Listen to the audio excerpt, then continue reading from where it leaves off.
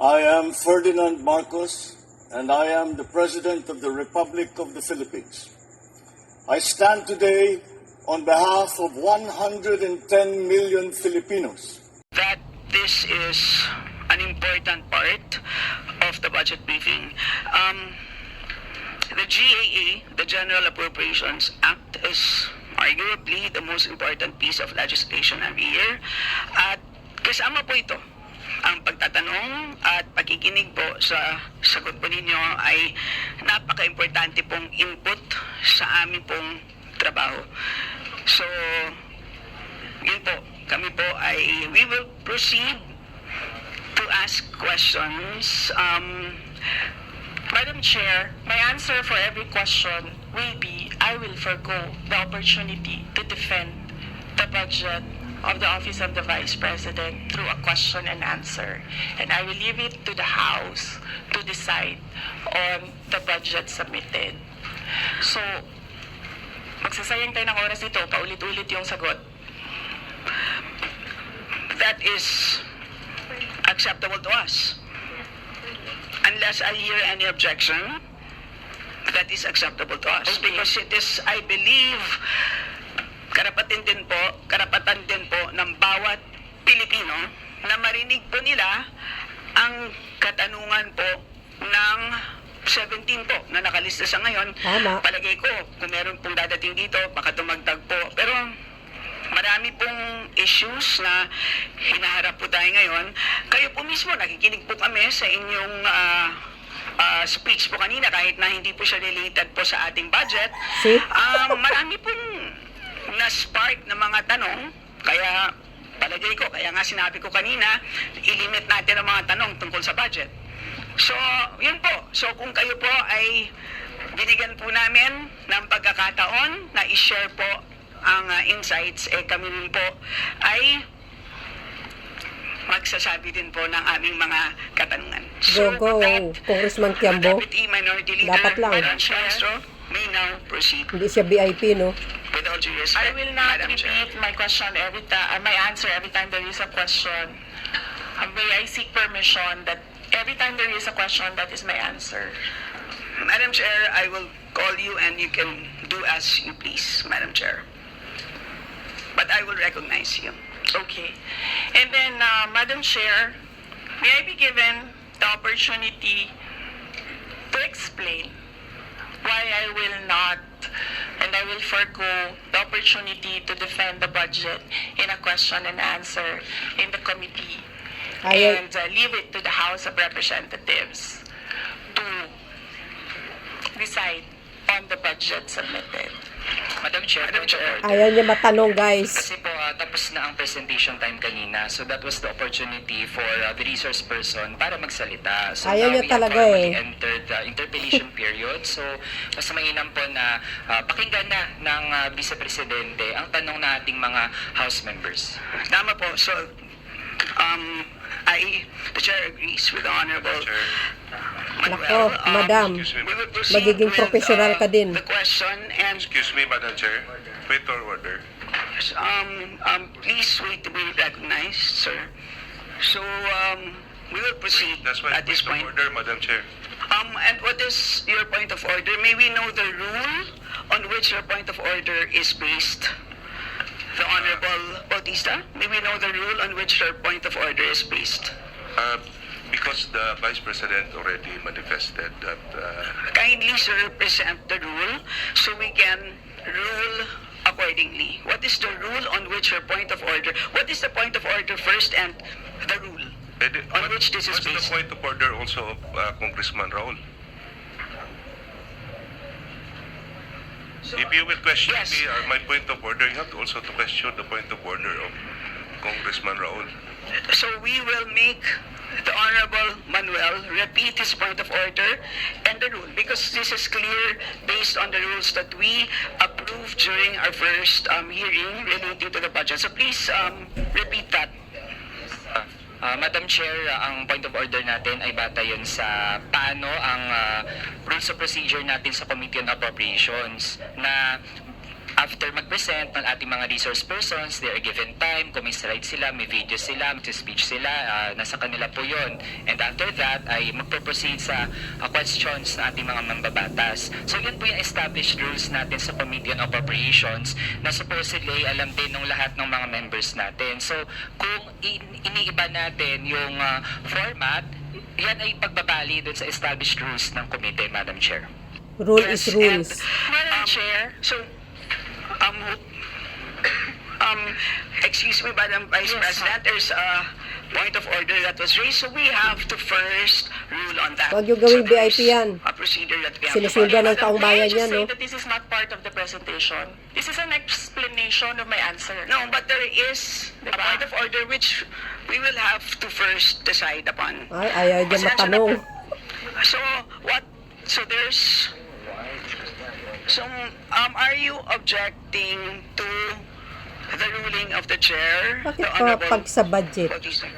ni Sara, medyo nagre-react So yes, we siya? have taken note of the point of order which we have accepted, and at this point the chair rules that we shall proceed, so the Honorable Franz Castro may now proceed with her interpellation. You have the floor, ma'am. So, Madam Chair, siguro first observation, no, yung on the budget for the 2024, yung Vice President ang nagsabi, Madam Chair, na slow and low utilization. So nakita naman natin doon sa presentation. So yung utilization ay napakababa. Pero syempre comment ko lang, no, mas mabilis siya sa confidential funds. 100% in 11 days. Naloka Chair. ako. So, Madam Chair, so according to the utilization of the confidential and intelligence funds submitted by the COA to us, no, so we have here surveillance and monitoring. Sabihin ko lang, Madam Chair, no, yung purchase of information out of 125 million confidential funds in 2022, purchase of information 14 million, payment of reward 10 million, rental and other incidental expenses relative to the maintenance of safe houses 16 million, purchase of supplies 35 million, provision of medical and food aid 40 million, payment of incentives or traveling relative to confidential operations 10 million. Naloka So ako, a total guys. of 125 million, conducted surveillance in 132 areas. Sabi ni in Congressman 11 days. Castro, So pag sa 100% confidential utilization. fund, mabilis si Sara. Madam Chair, I have also here a report about the notice of disallowance. According to the notice of disallowance, the COA disallowed 73,287,000 out of 125 million confidential funds used by the OVP in 2022. So this is 58.63% of the 125 million. So can you confirm, Vice President? Madam Vice President.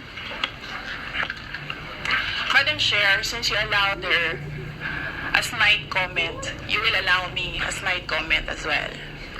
So my question is, can you Yes. confirm? Yes. Yeah, okay. Diba? Okay. Yes, Madam Chair.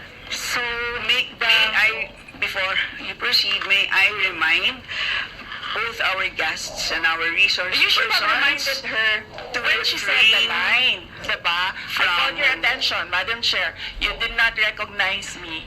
So, ngayon, sasabihin ko na, if you allowed her that, you allowed me a snide comment as well.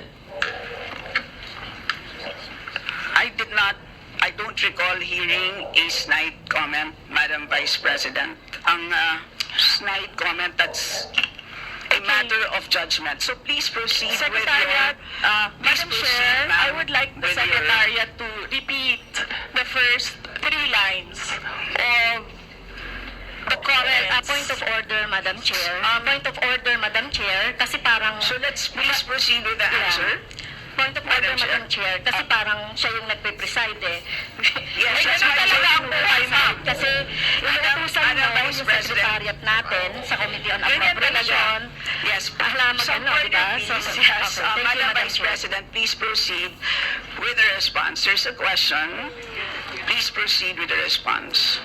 Madam Chair, I do not understand bakit a person convicted O, of child tingnan nyo. abuse Ha! is still Yung ugali sitting niya. in a seat. Tingnan nyo, pinipersonal niya. Walang galang. Sabi natin na dinadivert ang usapan sa ating budget hearing. Kung nagawa po niya yan sa Senado, Madam Chair, dapat hindi natin yan pahintulutan dito sa Kamara. You allowed her a snide comment and then you will not allow O, me. tingnan nyo guys. Wait to be recognized. Excuse me, our members and our guests. I warn please, you. Please wait. Don't be to this rabbit hole. Ay, Sara, Madam Sara Duterte, makinig ka. Huwag kang pikon. Okay, so at this point, Honorable Manuel. Yes, Madam Chair. Again, it's another point of order. Kasi, Parang hindi abogado kapag may ito mga si deliberation Sara, tayo, oh. we should stick to Dapat the nga, topic. makisama ka na lang, eh. Hindi pwede, Madam Chair, na dinadivert natin yung usapan para hindi natin sagutin yung tanong ng mga mambabatas natin. This is actually the best opportunity, formal proceedings. Kahit Makikita pa ng vice-presidente publiko ka, wala para kang karapatan malaman ang sagot na- ng vice-presidente. So, hindi po natin napapayagan ang ganong mga Diba? argumento na hindi naman tumutumbok dun sa topic natin. Correct. Madam Vice Chair, President, there's I a will make this question. easy So for you. Please make your responses Ay, pagkabastos talaga to, oh. I will make this easy for you. What rules are we using for this budget hearing? We have our rules. Yes, ma'am. Adopted by the Committee on Appropriations. Right, okay. We searched for that rule. So, we only found the Mas magaling pa.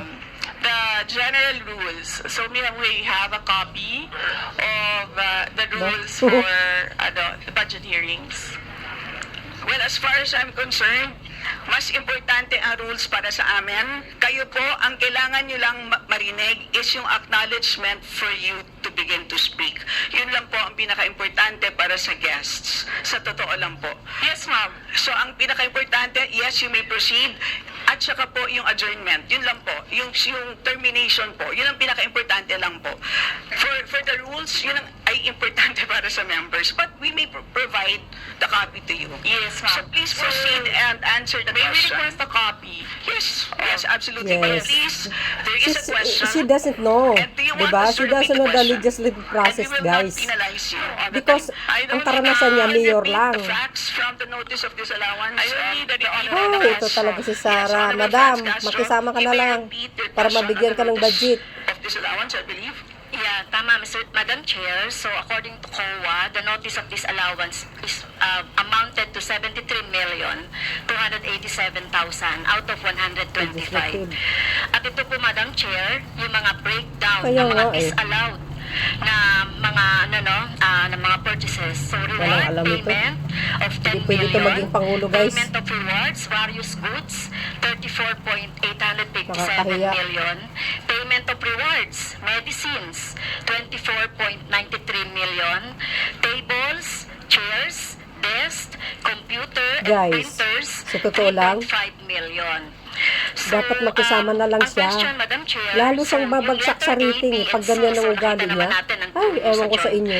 joint circular. Everybody knows. Diba? How Castro about is yung convicted. ito, no? Pero, How wala about sa yung mga usapan. tables, Budget ang chairs, usapan. desktop, computer, Oh my umabot goodness. po ito sa 3.5 May million. ugaling kalye ito, no? So, pwede bang maipaliwanag kung bakit ito pinurchase, Madam Chair? Madam Vice President. Madam Chair, I still request for the rules of the budget hearings. Hindi niya masagot, guys. Gusto mo sagutin ko, ma'am? Yes, Madam. This is a hearing on the budget of 2025. Nasaan dito ang confidential funds? Yung tanong niya, Madam confidential Chair. funds. Nasaan dito? Honorable Yes. members. Ito yung continuing, continuing questions pa natin noong 2024, during the last budgets, hindi na ipaliwanag itong 125 million na alam naman natin na wala ito sa budget ng Chair, sa rule naman natin, lahat dito tinatanong no? So, according to the budget, whether it is in the past, kasi nakikita natin yung utilization noong mga budget, kahit na yung past years, ay pwede nating busisiin dito, Madam Chair. Tama ba ako, Madam Chair? I will agree with you, the Honorable Franz Castro. You may proceed, Yes, Madam ma'am. Vice President. Yun yung sagot ko, ma'am. Nasaan ang topic natin dito at ang pinasubmit ninyo sa amin is the budget proposal of 2025. Where in the budget proposal of 2025 is the item confidential funds. Sa in aid of legislation nga ninyo, nakalagay nga doon sa rules ninyo, diba?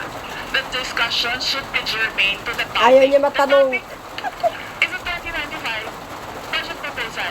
But tell me, Madam Vice President, the Honorable Franz Castro has already provided a sufficient explanation for why she asked the question, so please proceed with your answer.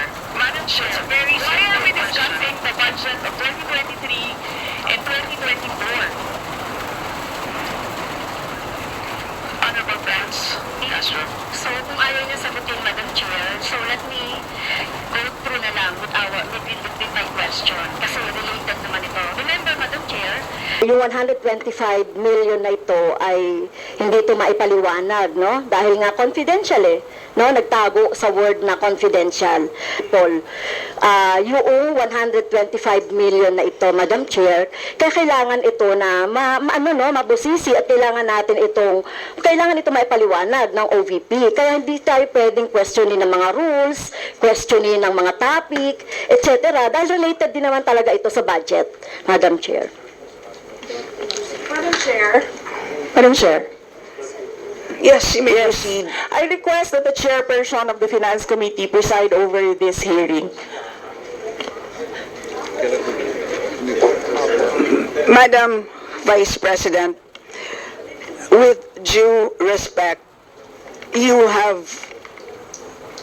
are not allowed to do that, Madam Vice President.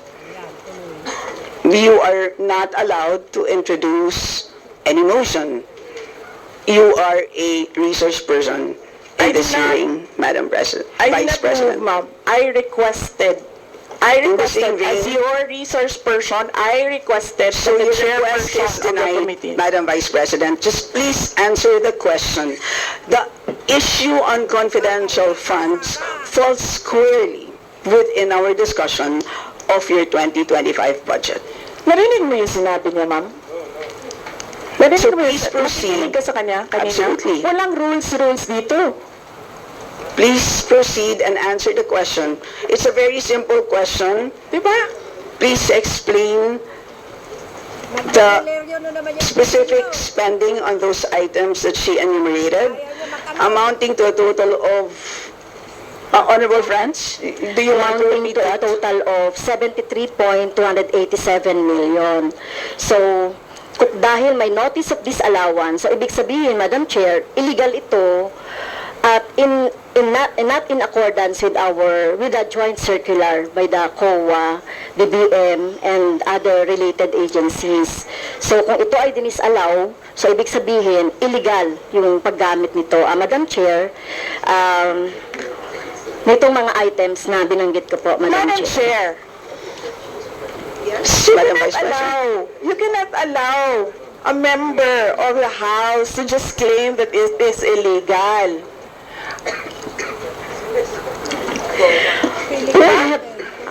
There is a notice of disallowance. That is a procedure inside the Commission on Audit. Hindi sa upuan niya.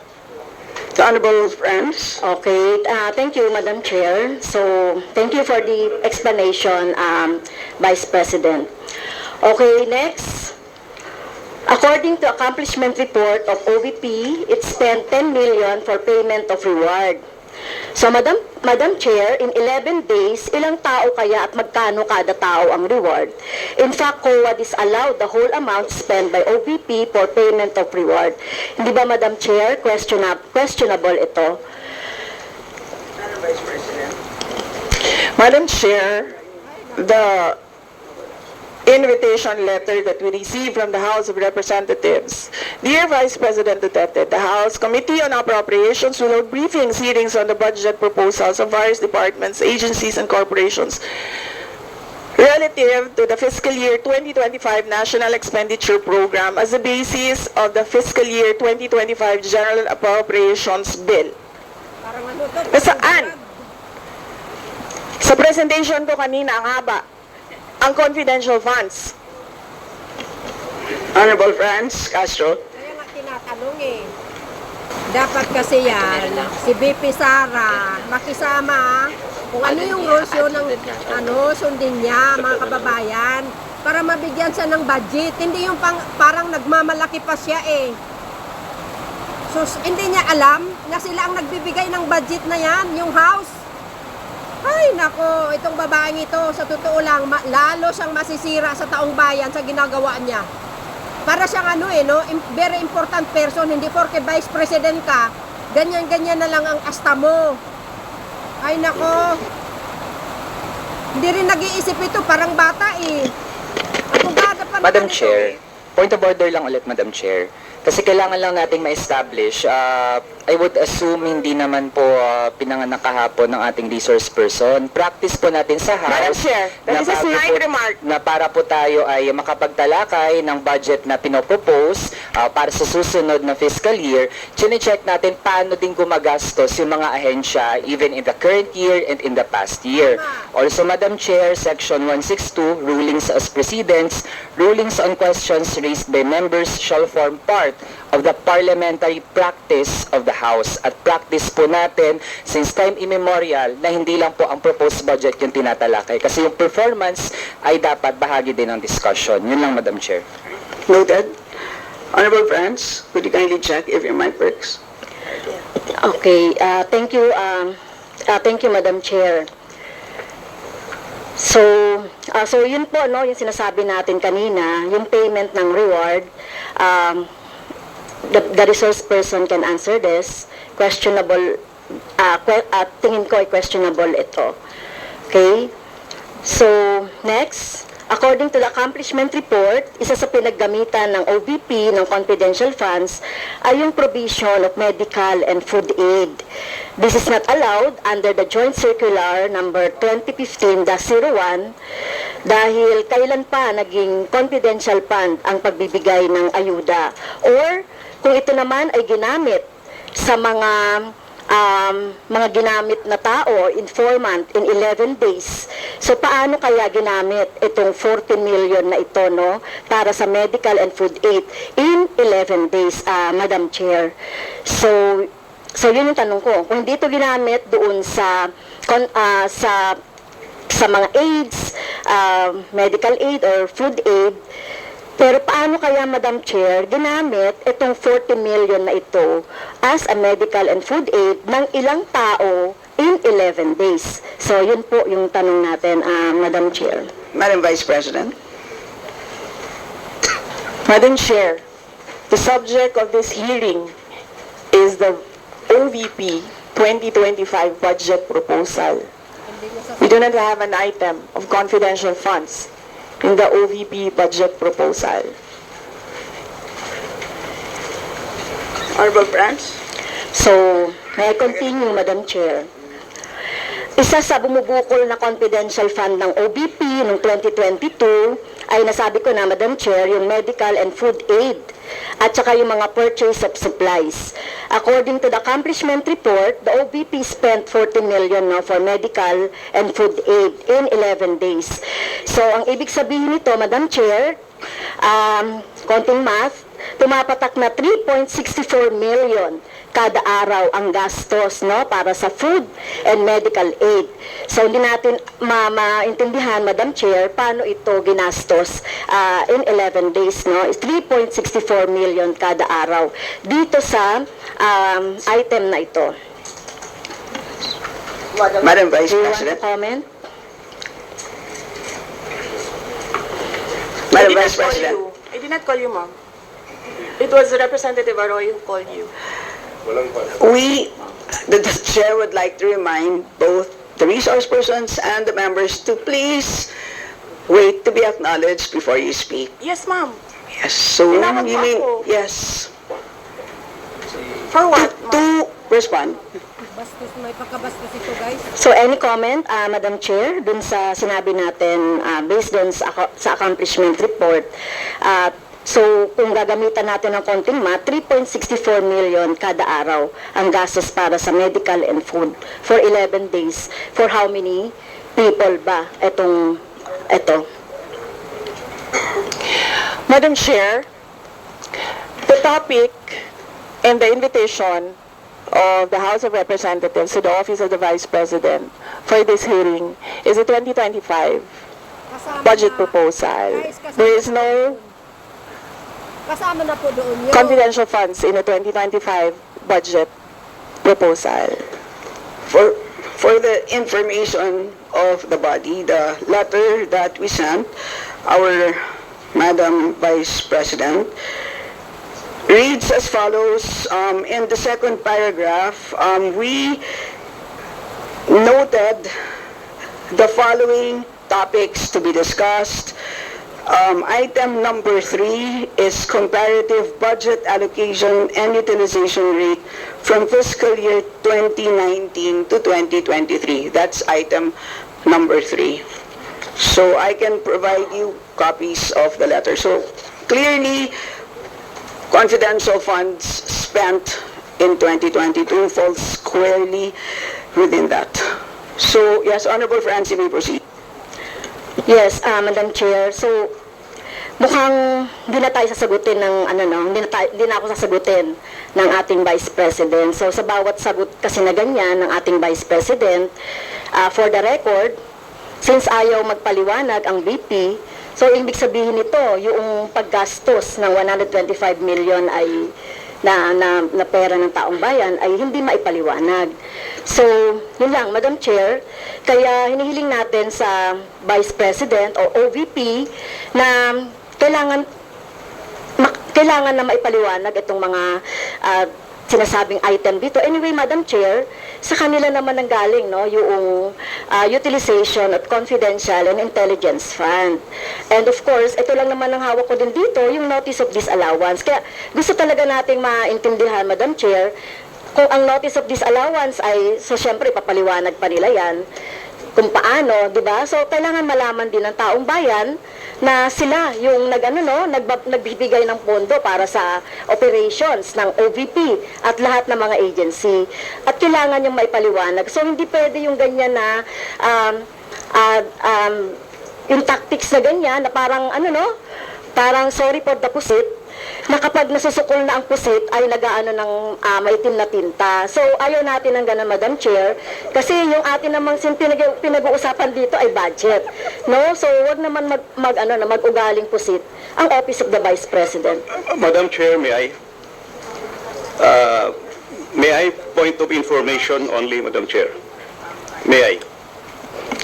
Madam Chair, No, sorry, wait. Before you, I'd like to, before we proceed to the next person on the list, I believe that our former President, Gloria Macapagal-Arroyo, would like to interject. An observation made in relation to the point of order, because in the beginning, it was settled that the issue would be the 2025 budget. And in all our hearings, to what I recall, when we want to question something about performance, we question the 2024 budget, not the 2023 budget. What is being questioned now is the 2023 budget, which was discussed very extensively last year, and that is the reason why the House removed the confidential funds. So that issue has already been, to my mind, for purposes of the budget hearing, laid to rest. So that's my observation, Madam Chair. We note that, Madam former President, but of course we know that yung pumpondo ng 2023 ay of course pwede pa rin maging continuing appropriation hanggang 2024.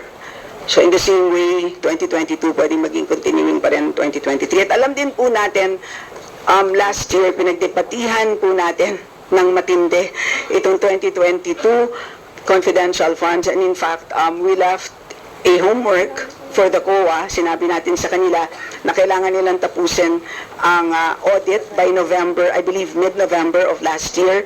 And since then, hindi na natin alam kung ano nangyari. So that's the reason for why tinatalakay natin ito. And it's a big amount of money. I believe we owe it to the people to understand what happened. Of course, tinanggal na natin noong 2024. Gusto natin malaman, tama ba yung ginawa natin? Kasi baka naman nagkamali tayo. So I think it's worth assessing what we did in 2024 in order to know what to do in 2025. So with that, let's proceed with our next Madam Chair, interpreter. may I? Is this just a point of order?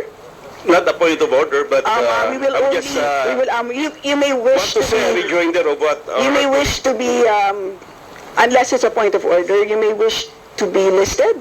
I can put you here, sir. parliamentary inquiry, Madam Chair. Yes, you may Parliamentary proceed. inquiry. May I ask if the resource person is required to answer a question that is related to a commission on audit notice of disallowance when she already said she's not going to answer. Also, the notice of disallowance is addressed to the office of the Vice President. And just to make it clear, a notice of disallowance is not a judgment. It is a request. It is an order from the Commission on Audit for the particular office to explain what are the particulars. At saka hindi na yan legislation side. That is already on the accountability side in the budget cycle. So, my parliamentary inquiry, Madam Chair, is that nagsabi na nga siya na hindi siya sasagot, and it is related to the COA notice of disallowance. And just to add, sinabi na rin ni former President, it was thoroughly discussed in the previous year. In fact, tinanggal sa budget ng 2024 yung confidential fund. And we know that there's a pending case on that also. To discuss that further might somehow prejudice or be biased whatsoever. So, yun lang po, Madam Chair. Alright, salamat. On your inquiry, the only requirement is to provide a direct response on the question. Meaning to say, a response that is directly related to the question. Meaning to say, kung may question at ayaw niyo pong sagutin niyo ng diretsahan na hindi po ako sasagot dun sa tanong. Ang problema po kasi, ang response ay naging hindi related dun sa tanong. Halimbawa, may tanong, ang sagot ay paglalarawan doon sa nagtanong. So, hindi naman yon klaro na hindi yon directly related dun sa tanong. Kaya, yun po, I think it's a reasonable ask. If there's a question, you may or may not answer. You're not compelled. But you just please say, I do not wish to answer. That's it. At least we know it's a direct response. And with that, we move to the next Madam Chair. person on the list. Madam Chair.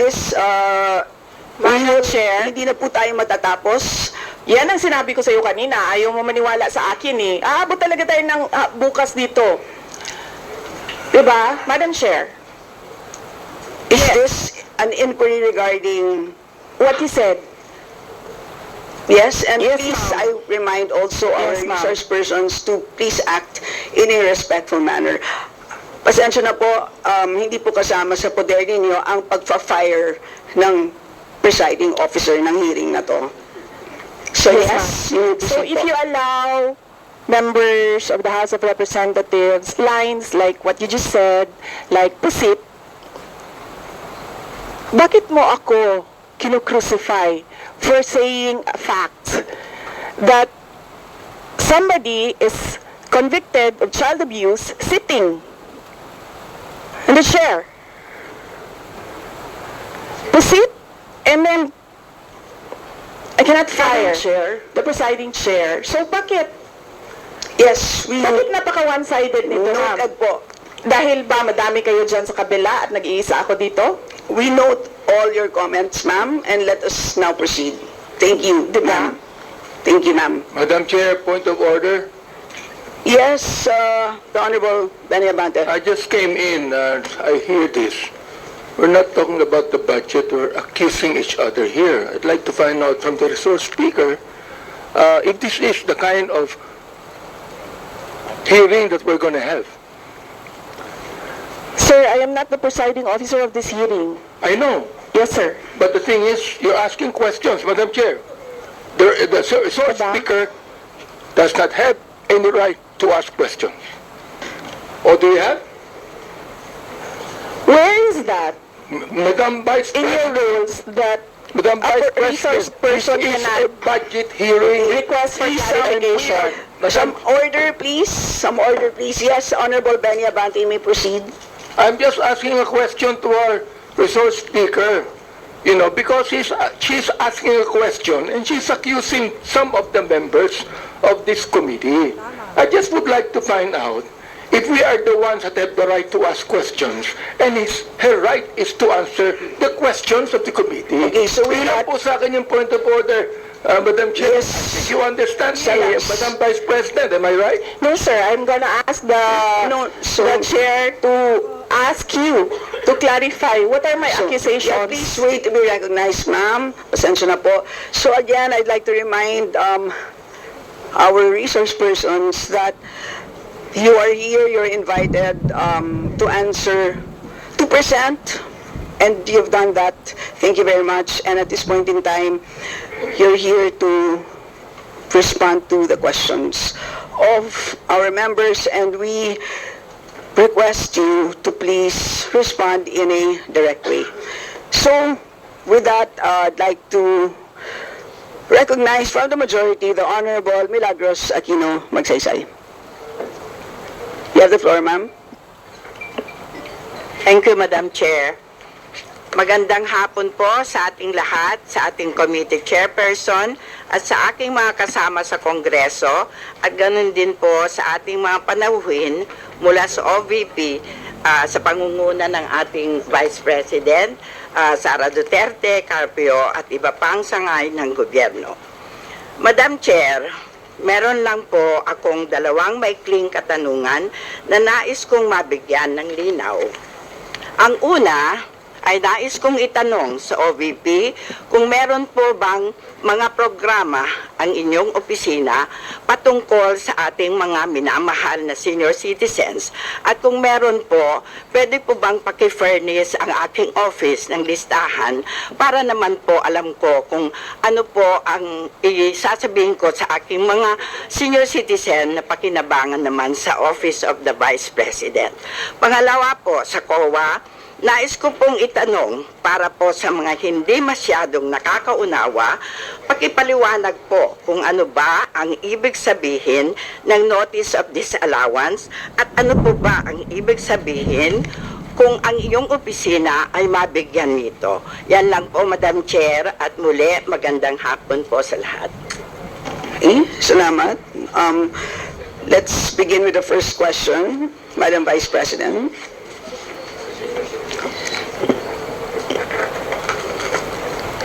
Madam Chair, we do not distinguish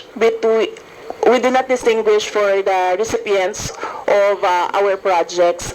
Senior citizens can readily avail of the medical and burial assistance, the Magnegosyo Taday, and other projects of the OVP, including the kalusugan food trucks during calamities and the libreng sakay. So, ma'am, hindi po kami nag-exclude ng mga senior citizens. Welcome po sila lahat sa mga projects ng Office of the Vice President. Salamat, Madam Vice President. So, pwede kong sabihin sa aking mga senior citizens na pwede silang mag-avail ng medical assistance and financial assistance. Yes, ma'am, of course. And then we do have the senior citizen express lane, ma'am, for senior citizens sa aming mga opisina. Your second question, ma'am, is the notice of disallowance. Vice President, I believe that was addressed to the COA. Ako po, inano yung question. So, which means the Chair recognizes our Assistant Commissioner Alexander Oliano, sir. Madam Chair, good afternoon. ang notice of disallowance po ay, ang ibig sabihin niya, hindi pwede yung expenditure kasi either irregular, unnecessary, excessive, extravagant, or unconscionable. Pero hindi po nangangahulugan na pagka may notice of disallowance ay yun na yung final kasi meron pa pong appeal process sa commission. Hanggang hindi po na-resolve ng commission proper yan, doon po masasabi talaga na yung ground ng notice of disallowance ay tama. Pero meron pa rin pong karapatan ng persons liable na mag-apila sa Supreme Court po. Ang final determination po doon sa notice of disallowance sa Supreme Court. So, ibig sabihin po nito, kung may notice of disallowance po, ay ibig sabihin hindi tama yung paggastos ng pondo. Ganun po ba yun? Yun po yung naging evaluation ng auditor na nag-audit po ng transaction. Salamat po. That's all, Madam Chair. Thank you very much. Salamat. Next to interpolate from the minority, we have the Honorable Arlene Process. Thank you, Madam Chair. It be stricken from the record yung talks about issues related to the case of Congresswoman Franz Castro because it is not related in the budget hearing. Madam Chair. Honorable Process, could you please introduce the appropriate motion? Yes, Madam Chair. I move that it be stricken off the record the issues pertaining or related to the case of Honorable Franz Castro, which was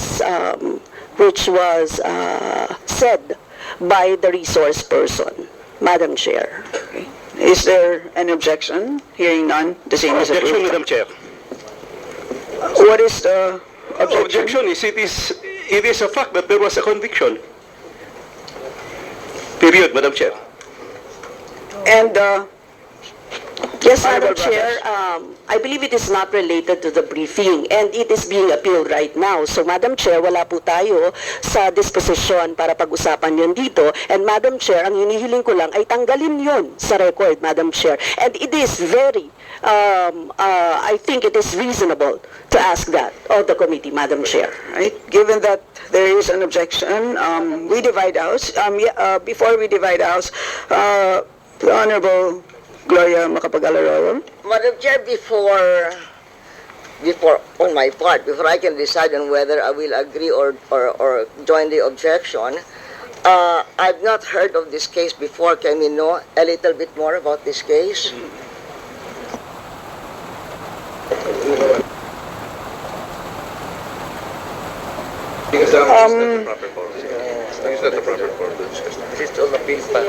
Madam Chair. Yeah.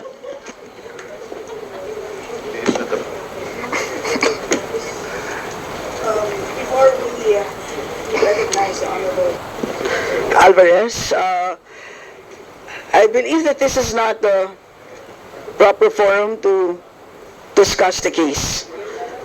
So, but We divide the House over the objection. so, with all due respect, Madam Chair. Gloria Macapagal-Arroyo, yes. I just want to make a motion, Madam Chair.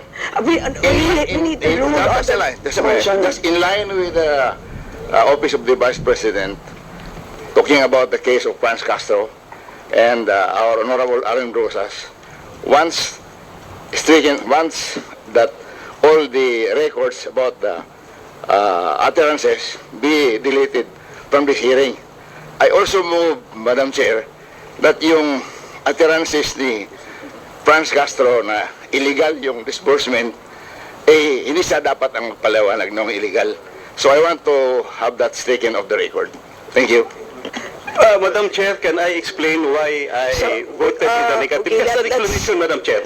You know, Madam Chair, I have been in the Congress, this Congress for a long time. Excuse me, May I explain, Madam Chair? This is very relevant, Madam Chair, very relevant. Very relevant. Just give me a few minutes. You know, I have been in this Congress for a long time. Even in the plenary, even in the committee hearing, kapag sinabi mo, be stricken off the record, nandyan pa rin yung words, ilagyan lang ng underline, parang i-cross. Di ba? So, nababasa pa rin yun. At, kaya nga, sabi ko, i-strike mo from the record or not, nandyan pa rin yung words, hindi yun mawala. I-cross lang yan. Yung maraming matatagal na dito sa Kongreso. Look at the records. It says, for example, what you say, Claudio Bautista is handsome, and you want to say, you want to strike that from the record, i-cross lang yan. And it's still there. Yun, Madam Chair. Yes, thank you. That is duly noted. And as we vote, you can take note of the observation of the Honorable Sid Ungab. So, those in favor of the motion, please raise your hands. To strike out the utterances in relation to the case. Yeah. Madam Chair, clarificatory. Yes, Honorable. Just to be clarified, there was a prior motion to strike off the records utterances in relation to the alleged case of the Honorable Franz Castro. There was another motion, I believe, to also strike off the record the... No. We do it sequentially first. Can we request the chair to Restate. Yes. Okay, so there is a motion introduced by Arlene Brosas. Could you please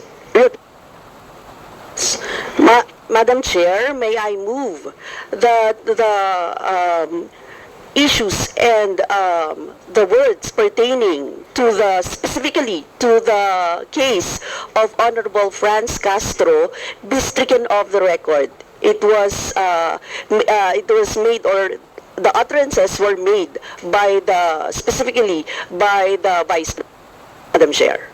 So those in favor of the motion, again, to delete, raise your hand. Basta Duterte magulo. And the committee secretary, kindly take note of the votes.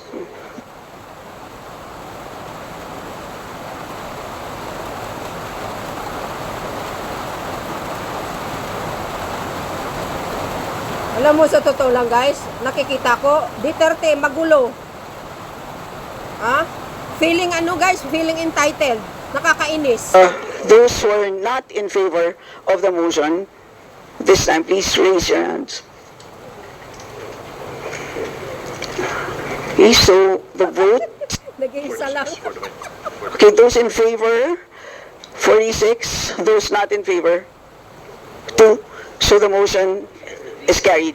Sorry, those not in favor, 3. So with that, the motion is carried. Madam Chair, there was Now, a motion, additional motion. And there is a second motion introduced by the Honorable Jose Alvarez. Could you kindly reintroduce the motion? The other motion, Madam Chair, is to strike off the records the utterances of our Honorable Franz Castro about the illegality of the way that the ACOA reported the NDA, and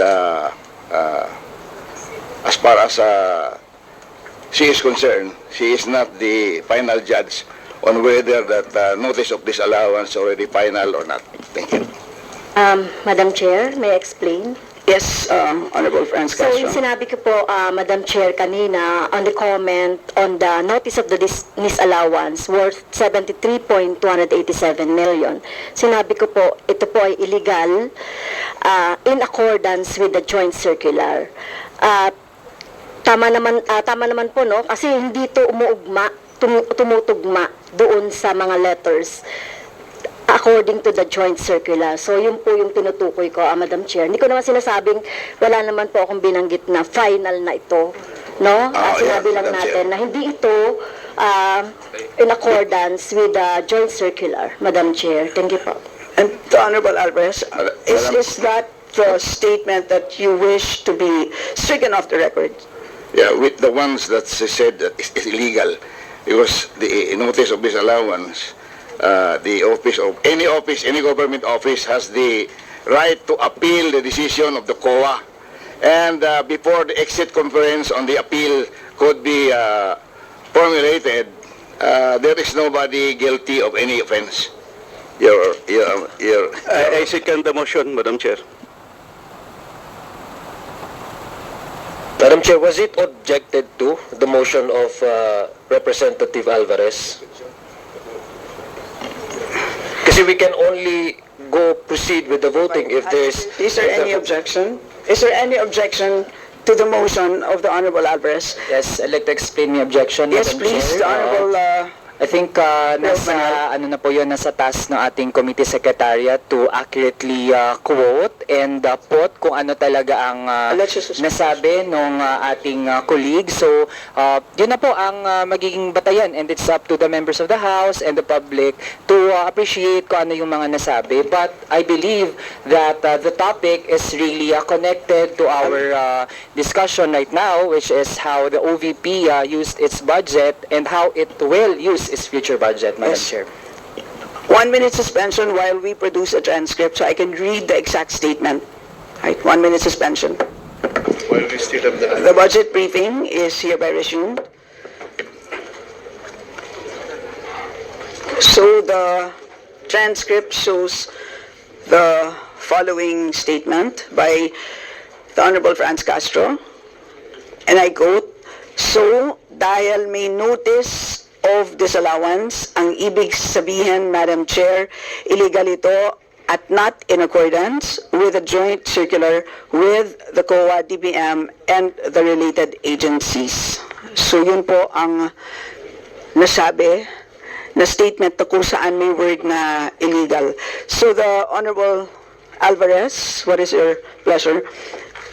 I still insist on removing that utterances dahil papainit lang yan sa ating mga resource person, Madam Chair, including yung pusit. Tanggalin mo na yan dyan para walang mag-init dito, para tuloy-tuloy na yung discussion natin. Thank you. Okay, so those in favor of the motion to strike off the word illegal and pusit, raise your hand.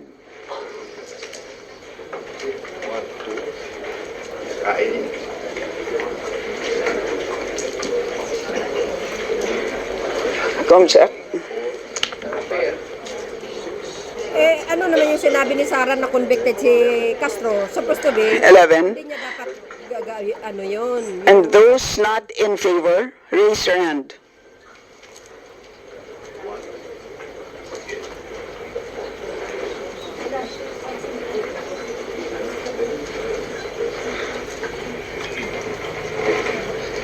Hindi nagtataas si Madam Maleta.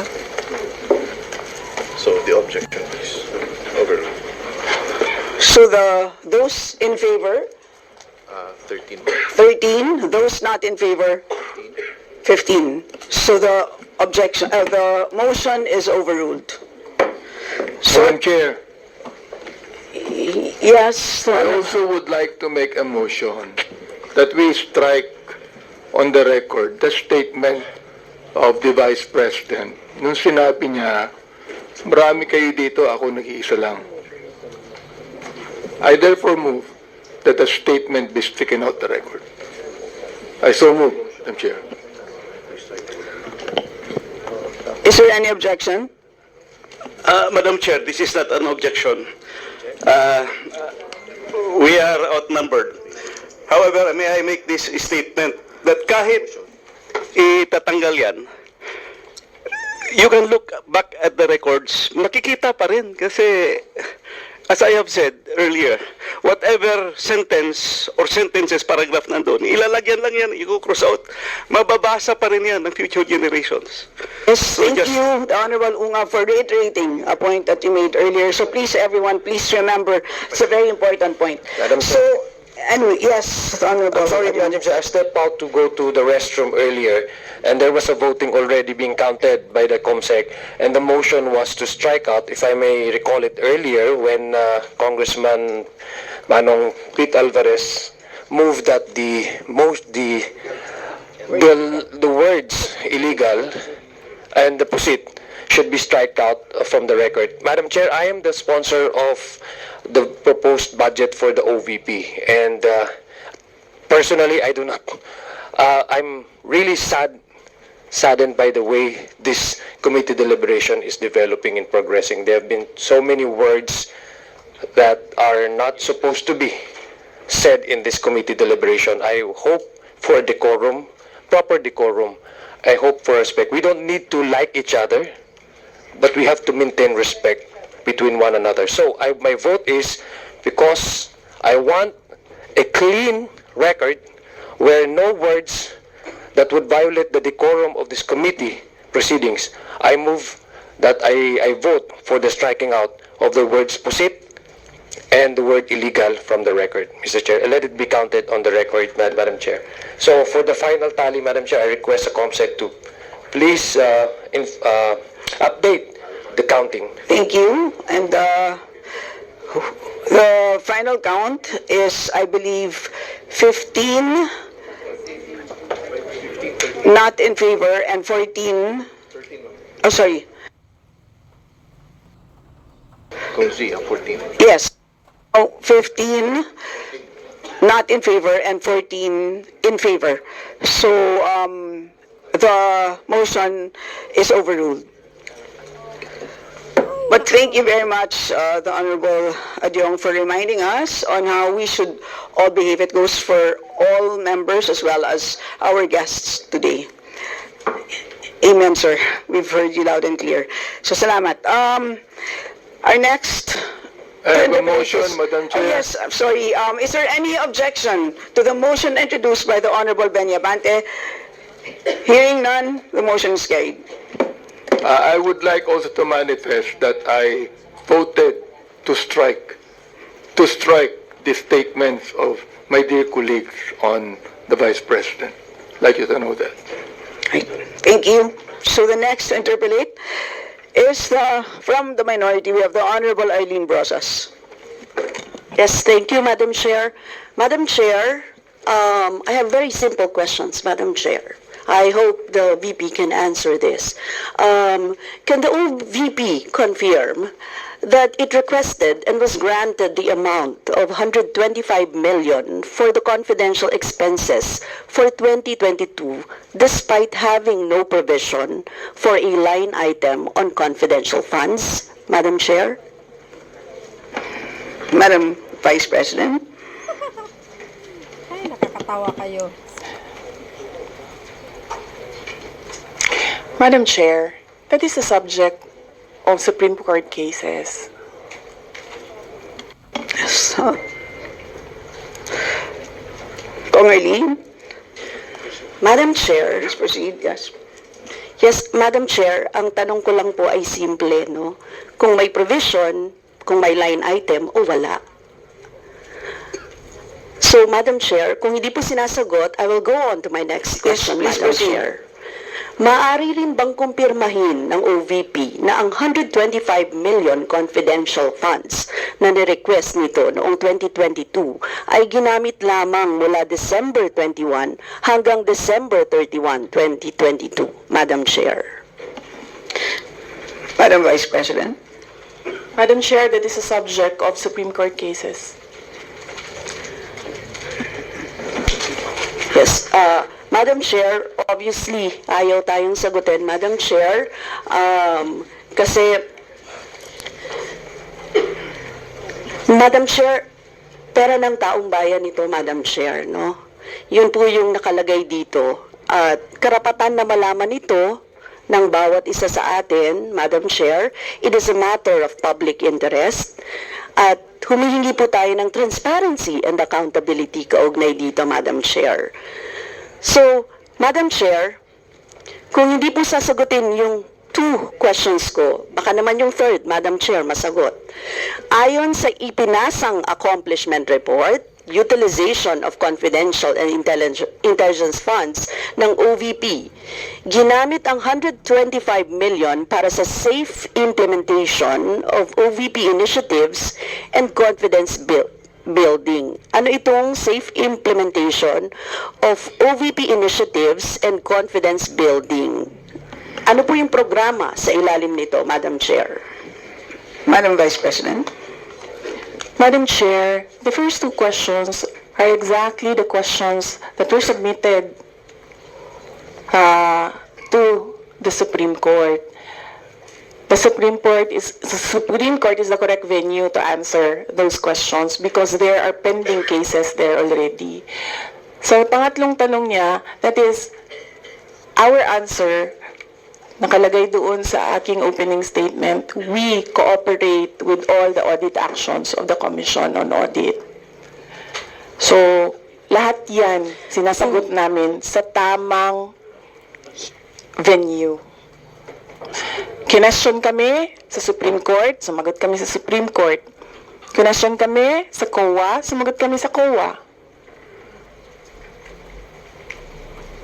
Yes, thank you, Madam Chair. No, precisely, kaya ko po tinatanong to, Madam Chair. If you remember, we requested, actually hindi nga kami nag-request eh, nag-request kami na isabina doon sa stake room yung audit report because we would like to be appraised doon sa nilalaman, Madam Chair. Kaya po tayo nagtanong. And since the VP is saying na merong Supreme Court, may we have a copy, Madam Chair, of the Supreme Court, no, na kanilang kaso, Madam Chair. Pwede ba yun i-disclose sa atin, Madam Chair?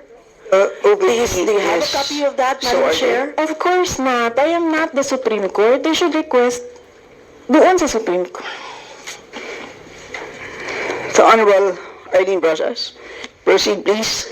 Thank you, Madam Chair. Obviously, ayaw tayo sagutin, no? Kaugnay sa ating mga hiling at sa ating mga katanungan, Madam Chair. Dapat po masagot tayo, no, very specific kung ano yung ginawa, no, sa pera ng taong bayan. Kasi pera ng taong bayan to Madam Chair. Kasi Madam Chair, sa accomplishment report na ipinasa ng OVP sa loob lamang ng December 21 to 31, 2022, gumastos ang OVP ng first, 14 million para sa purchase of information, 10 million para sa payment ng reward, 16 million para sa rental of incidental expenses para sa maintenance ng safe houses, 35 million para sa purchase ng supplies, 40 million para sa medical and food aid, 10 million para sa incentives o traveling relative to the confidential operations. So, Madam Chair, sa Joint Circular Number 2015-01 ng COA, DBM, DILG, GCG, DND na naglalaman ng guidelines on the entitlement, release, use, reporting, and audit of confidential or intelligence funds, hindi kasama sa paggagamitan ng confidential funds ang medical at food aid. Kaya saan ginamit ng OVP ang 40 million para sa medical and food aid? Ito ay pinakamalaking confidential funds budget na nilaan ng OVP. Kaya po dapat sagutin tayo, no, ng OVP kaugnay dito, Madam Chair. Madam Vice President. Yes, Madam Chair. In my opening statement, we said on the issue of confidential funds, we have received audit actions regarding the confidential funds of the OVP. We have submitted our responses and we assure our full cooperation with the ongoing audit. Please proceed, Honorable Brosas. I am reiterating, Madam Chair, na ayon sa 4.0 General Guidelines number 48, the CF or the confidential fund shall be used only for the following: purchase of information necessary for the formulation and implementation of program activities and projects relevant to the national security and peace and order. So, Madam Chair, ito po yung nilalabag nun, Madam Chair. Madam Chair, rental of transport vehicles, rentals and incidental expenses, purchase of rental or supplies, 4.85, payment of rewards, uncover, prevent illegal activities, 4.87, others na authorized ng GAA, Madam Chair. So yun lang ang pinapayagan at wala po doon ang medical and food aid, Madam Chair. Madam Chair, sa next question ko po, sa date ng liquidation report, date na lang to date na lang ng liquidation report ng OVP, Madam Chair. Para sa period ng December 21 to 31, 2022, sinubmit ito noong January 10, 2023. But the certification date was January 10, 2022 at ninotarize ito ng January 16, 2023. Maaari po bang ipaliwanag ito ng OVP, Madam Chair? Do you mean January 10, 2023? Yeah, January 10, ninotarize ng January 16, 2023. Yes. Yeah. Madam Vice President. Madam Chair, I will forgo the opportunity to defend the OVP 2025 budget proposal by question and answer. I will leave it to the House of Representatives to decide on the 2025 budget. Honorable Brosas, you may proceed. Madam Chair, ayaw tayo sagutin, Madam Chair. Hindi ko maintindihan kung bakit tayo ayaw sagutin. Napakasimple po ng mga tanong natin. It is about dates. It is about confirming yung mga dates, Madam Chair. So ayaw tayo sagutin at sa harap ng publiko. Ang publiko po ay may karapatang malaman ito. Kaya po tayo nagka-question kaugnay dito, Madam Chair. This is about transparency and accountability. And it doesn't exempt the office of the Vice President. No, Madam Chair. Madam Chair. Yes, Madam Vice President. She may not like my answer. She may not like how I answer. She may not like the content of my answer. But I am answering. I do not have to answer to her. If I want to answer to the people. Yes, Madam Vice President. If I want to answer to the people. You may proceed, Honorable Brother. Yes, Madam Chair. Madam Chair, kailangan po maingat with the at Supreme tama, Court Madam cases Chair, ang and the dokumentong Commission on ipinapasa sa Audit. opisyal ng gobyerno, Madam Chair. I believe yun po ang kailangan natin gawin, sa isang simpleng mamamayan, kapag Madam nagkamali ka ng kahit isa sa form na sasagutin, Please Madam wait to be Chair. acknowledged. Yes, Honorable Brosas, please Yes, proceed. nagpapasa tayo Diba, ng application. Kailangan tama ang nakalagay, Kung hindi Madam niya naman Chair. gusto kung paano ako Ipapaulit sumagot sa'yo at kapag at nagkamali. sumasagot Dapat ganyan din ang ako. gobyerno. Wait to be acknowledged, Diba? Madam Vice President. Isa-isa lang Hindi po tayo, naman hindi tayo pwedeng sabihin nyo na hindi ako sumasagot dahil hindi niya gusto yung sagot ko. Yes, isa-isa lang po tayo magsasalita. So yes, Honorable Brosas. Yes, please proceed and continue. Thank you, Madam Chair. Madam Chair, kailan sinabit ng OVP ang liquidation report ng 2022 confidential fund sa Intelligence and Confidential Fund Audit Office ng Commission on Audit? Yan, Madam Chair, siguro naman masasagot tayo ng OVP, Madam Chair. Madam Vice President. I will forgo the opportunity to defend the OVP 2025 budget proposal. By question and answer, I will leave it to the House of Representatives to decide on the proposal. Honorable Brosas. Proceed, please. Yes, Madam Chair, simple questions of dates, Madam Chair, hindi na tayo sinasagot.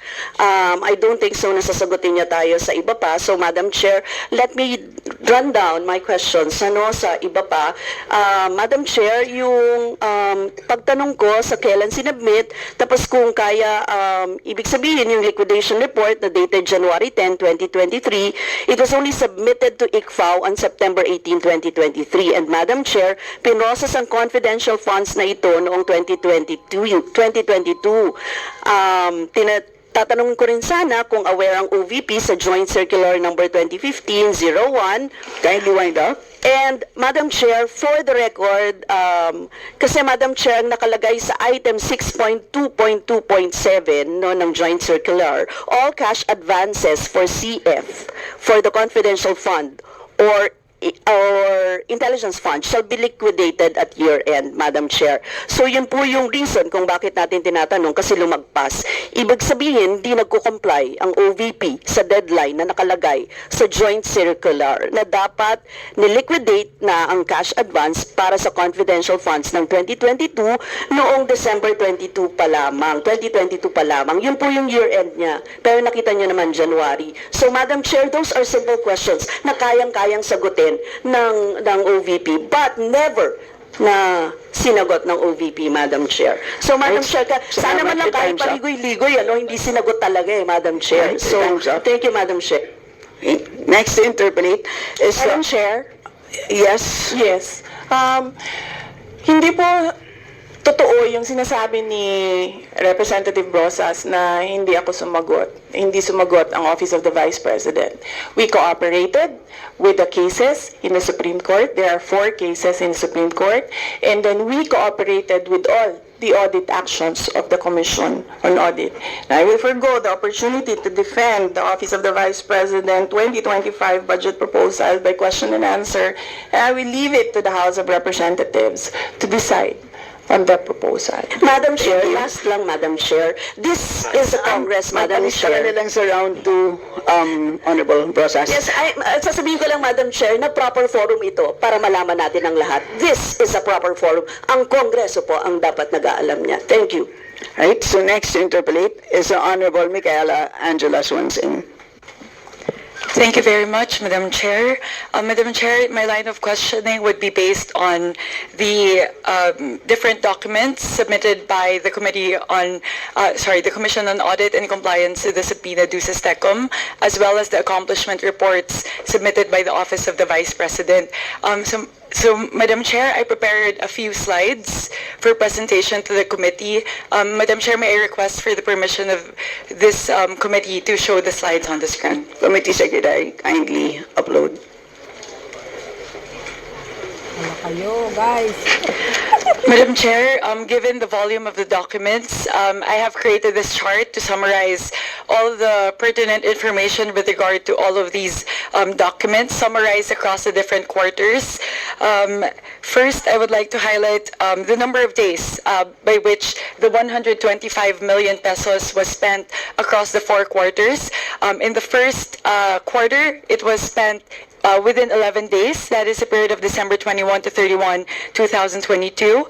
For the first quarter of 2023, it was spent in 52 days between February and March, 67 days for Q2 2023, and 79 days for Q3 2023. And if you average that out, Madam Chair, as you can see there, we're looking at 11 million, 2 million, 1 million, and another 1 million for each of the quarters. And here, Madam Chair, I would like to now move to the highlights of the findings of the Commission on Audit. So here we will see, I've segmented the 125 million between the two. First is allowed in audit and either disallowed in audit or questioned in audit. So for the fourth quarter of 2022, which is the subject of the notice of disallowance, we can see here, Madam Chair, that out of the 125 million pesos in confidential funds utilized from December 21 to 31, 2022, 73.287 million was disallowed in audit by the Commission on Audit, and I will give the Commission on Audit the time as well later to elaborate on that. And 51.7 million was disallowed in audit, allowed in audit. Here, Madam Chair, you would see that across the 3 succeeding quarters, while not yet or not subjected to the notice of disallowance, has already received the audit order memorandum with particular findings. So here, Madam Chair, you would see that on average, 49% and 28% of the amount in question was questioned by COA in the succeeding AOM. So perhaps, Madam Chair, I will do that as well, divide it per day, just to contextualize it. So for the fourth quarter of 2022, 6.66 million pesos on average daily was disallowed in audit out of the 11.3 million pesos spent by the OVP between the period of December 21 to 31, 1.2 million in the next quarter, 925,000 in the next quarter, and 443,000 in the next quarter. So, Madam Chair, I will stop here for now and throw a question to COA, if I may, Madam Chair, to the Assistant Commissioner. May he please elaborate on the grounds for for the fourth quarter of 2022 for the disallowance of the 73 million, which translates to 58.6% of the expenditure. May I ask COA as to the nature of the disallowance, and for the succeeding quarters, may we ask COA, Madam Chair, to elaborate on the nature of the issuance of the questions under the AOM. Thank you very much, Madam Chair. Assistant Commissioner Juliano, you have the floor, sir. Madam Chair, may I be allowed to explain the reason of my presence in this budget hearing? Yes, please. This is in connection with the invitation of Honorable Elizalde to our chairperson, Gamaliel Cordova, who is now attending a Senate hearing on the revised audit code of the Philippines. And he instructed me to represent him in relation to the subpoena duces tecum issued by the Committee on Appropriations. I would like to explain that we have a dedicated office, that is the Intelligence and Confidential Fund Audit Unit, that exclusively audits the Intelligence and Confidential Fund. It is not revealed to any other office, even my office. I am overseeing the special services sector and local government audit sector. Thus, I could not give you the details or the specifics about the audit of the disallowance, and we already submitted our compliance with the committee, and I'm not the proper person to explain the details of the notice of disallowance. Thank you. Honorable Swansing. Madam Chair, the reasons behind these disallowances and the questions under the AOM are detailed in the notice of disallowances and the AOM. So in the absence of a response from COA, may I quickly highlight, Madam Chair, the highlights of the different documents? Please proceed. Thank you, Madam Chair. For the notice of disallowances, the nature pertain in the non-compliance with item 4.8.5b of Joint Circular number 2015-01, which is the non-submission of documents evidencing success of information gathering and or surveillance activities. And for the others, Madam Chair, COA did not allow the inclusion of rewards of various goods as supplies, as indicated in the menu category, and that is actually, Madam Chair, very similar across the board. You would see that the AOMs have a very similar nature in terms of the questions posed by COA. It really pertains on the same issues at hand. If I may request COMSEC to please move to the next slide. Yes, but you have 30 seconds left. Thank you, Madam Chair. I will wrap up. Yes, please. Slide 3, please.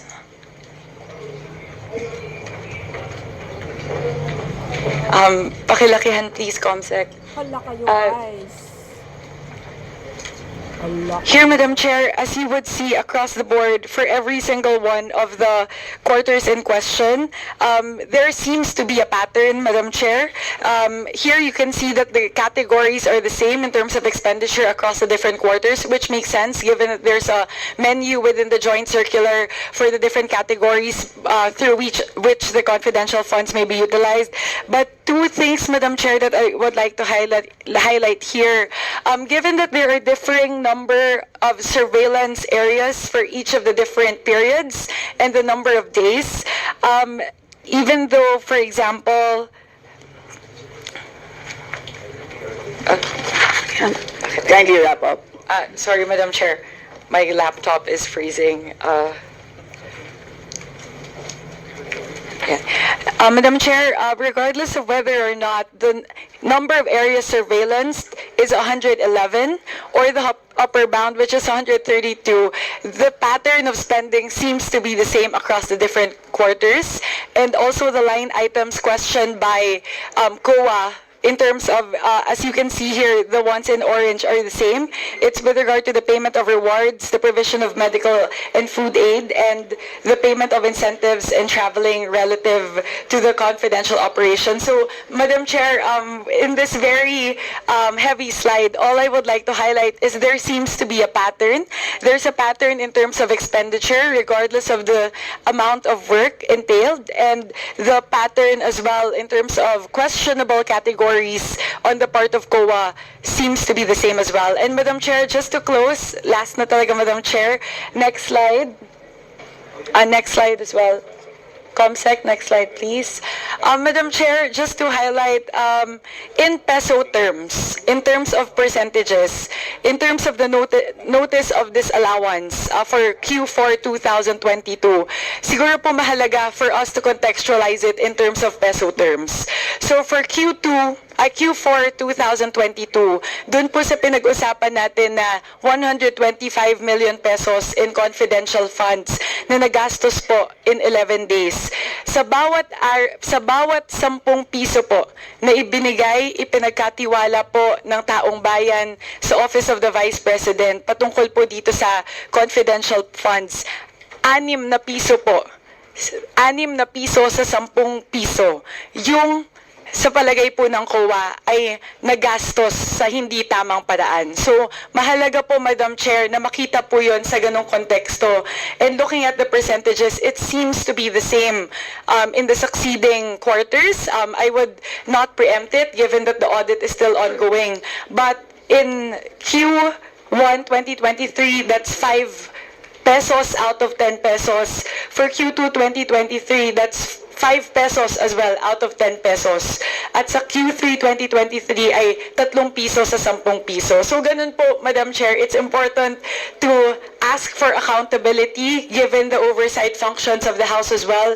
Aside from scrutinizing the budget, making sure that we put the right budget where they're needed, it's also the responsibility of the House to exercise oversight and ask for accountability. So, Madam Chair, yun lang po. Gusto lang po natin siguraduhin na nagagastos po sa tama yung kaban ng bayan. Maraming salamat po. Salamat, Madam Vice President. Do you wish to respond first, Madam Vice President? Hala kayo mga Or- beses. Point of order. I think, ma'am, point of order is more important than the answer. I will repeat what I said earlier. The subject matter, as defined by the chair of this hearing, is the 2025 budget. And yes, it is customary to examine the 2024 budget. But we are having a very, very close and very, very even eloquent examination of the 2022 budget. Or 23 budget, for which we have already taken action by removing the confidential funds of the Vice President in the 2024 budget. So I submit again, Madam Chair, that this is not, I mean, if we're talking about oversight, yes, there is oversight of any House committee, but not during the budget hearing of a specific year's budget. So there is a Committee on Public Accountability chaired by Congressman Paduano. So all of those are all venues within the House, not to mention the issue, the legal issue of what is already being discussed in the Supreme Court. So I raise the continuing point of order, Madam Chair, on all of the questions regarding the 2023 budget. Thank you. Thank you, ma'am, for your insights. But again, Madam Chair, there is a point of order. Please rule on the point of order.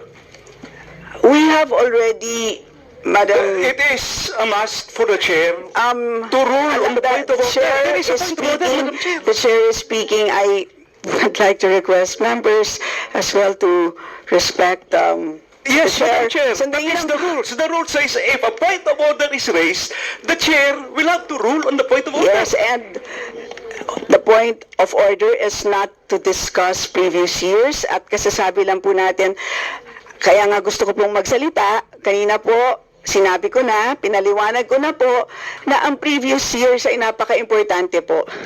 Sinabi ko na po kanina na nung huling plenary debates, pinag-usapan po itong 125 million confidential funds. inutusan po natin ang COA na gawin ang audit, tapusin ng mid-November. Tama, di ba? Inutusan namin kayo na tapusin nyo na ng mabilis. November 2023 tapusin nyo na. Pero since then, hindi pa natin naririnig kung ano ang naging resulta nun.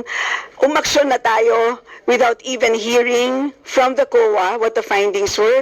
Ang naging aksyon natin, tinanggal natin from the civilian agencies. I think it is important for us to know once and for all what happened because that will guide us for moving forward. Kasi mali ba natin na mali pala naging aksyon natin? Yun ay piniliwanag ko na. And on the basis of that, I ruled that we stick to our plan and nakasulat po yan sa lahat ng liham natin, sa lahat ng ahensya, hindi lang naman po sa Office of the Vice President. At kung nakikinig po kayo kanina, binasa ko po yung item number 3, which says comparative budget allocation and utilization rate from fiscal year 2019 to 2023. Lahat po ng mga ahensya, sinabihan po natin, nakasama po ang item na to sa pagkikilatis po ng proposed budget for 2025. So with that, let us now proceed to our next interpolator. From the minority, we have Madam Chair.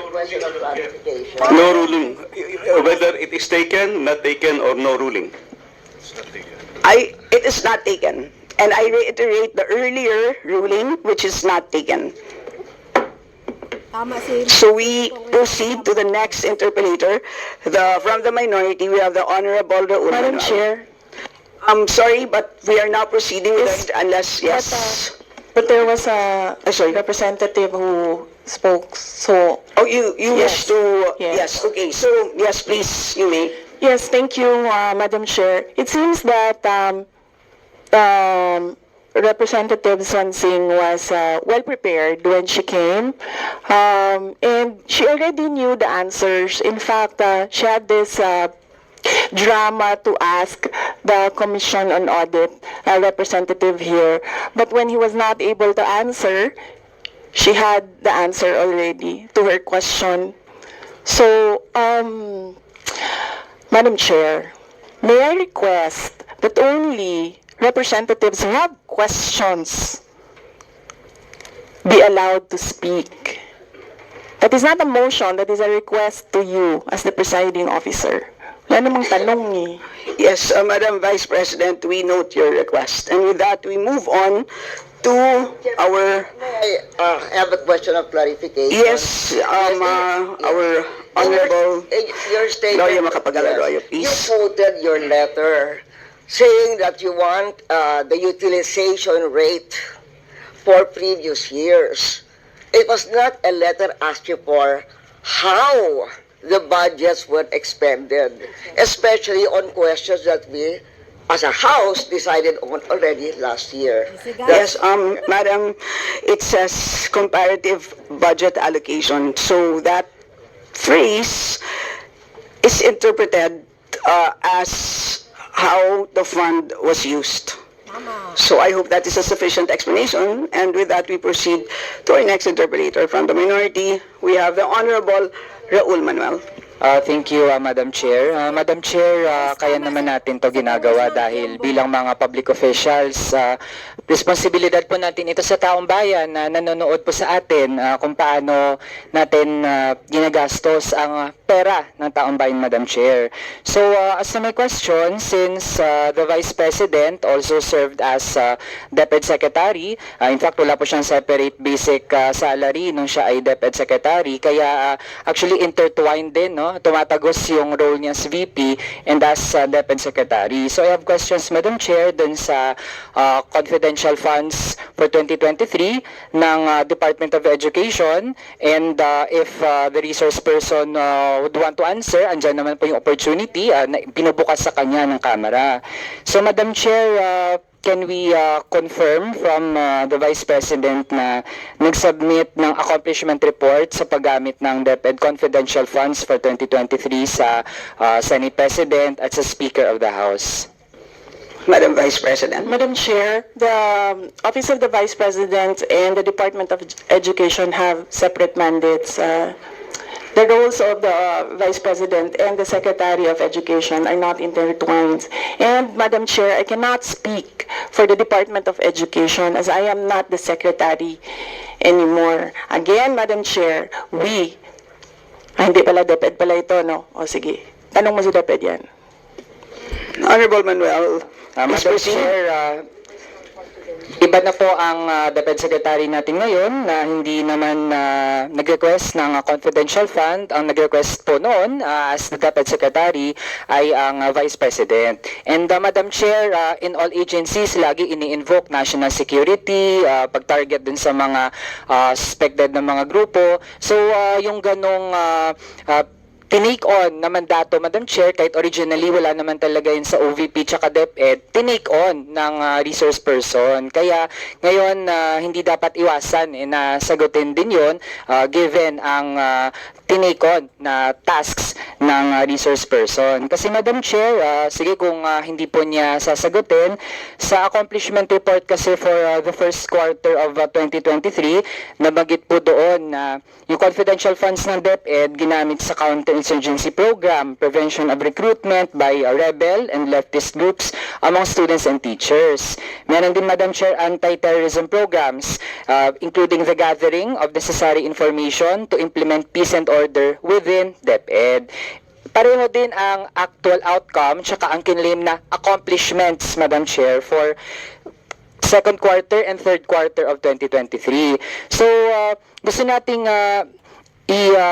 present din sa committee na ito, Madam Chair, na sa mga dokumento na sinabmit din ng Commission on Audit, part po ng certification sa paggamit ng DepEd Confidential Fund ay galing sa mga military units.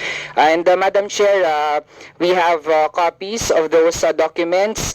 Ang DepEd use of confidential funds in partnership with the 1st Infantry Division of Zamboanga del Sur, 5th Infantry Division of Isabela, 7th Infantry Division of Nueva Ecija, 9th Infantry Division of Camarines Sur.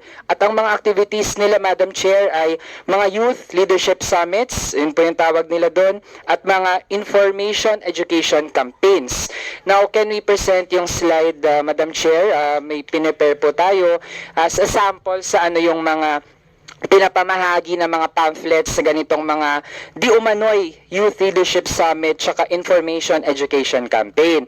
Ayun, Madam Chair, ang sabi po dyan, kapag nagsuot ka lang ng flag na may nakasulat na Serve the People, di ba, Madam Chair, napakagandang pakinggan, pero para po sa DepEd, Madam Chair, ang mga nagsusuot daw ng ganon, dapat i-report sa DepEd. At bahagi po ng paggamit nila ng confidential fund ay pagpapakalat ng ganitong napaka-malicious na kaisipan, Madam Chair.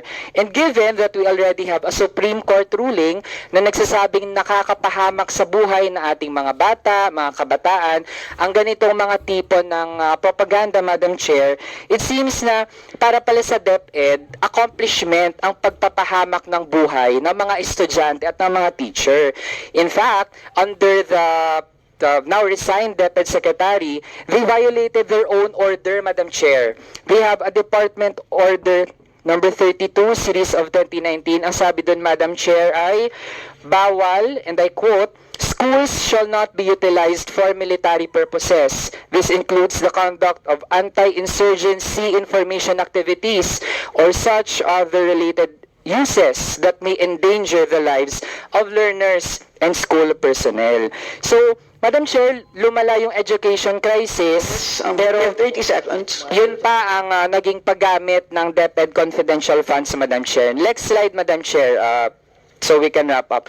Ganito yung breakdown ng paggamit ng DepEd confidential funds, Madam Chair.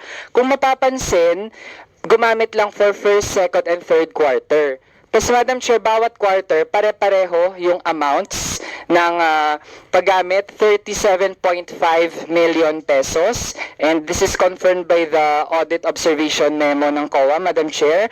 And, Madam Chair, we take note, June, July, which falls in the second and third quarter, wala pong pasok sa mga paaralan. So, yung question natin, ano yung ginawa ng DepEd at bakit magkakapareho yung rates ng paggamit ng confidential funds. So ang isa sa makikita natin dito, Madam Chair, we can't deny na it seems ay kaduda-duda yung ganong pinepresent ng DepEd na paggamit ng confidential funds. Yun na lang, Madam Chair. Salamat.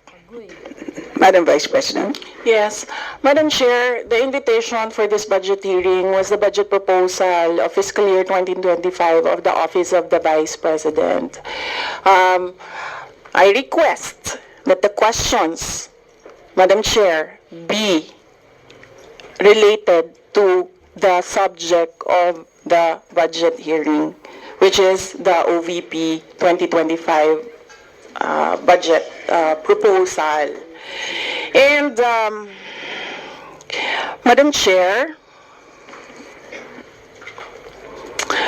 you will allow me this because you allowed him to speak about DepEd, which is not related to OVP.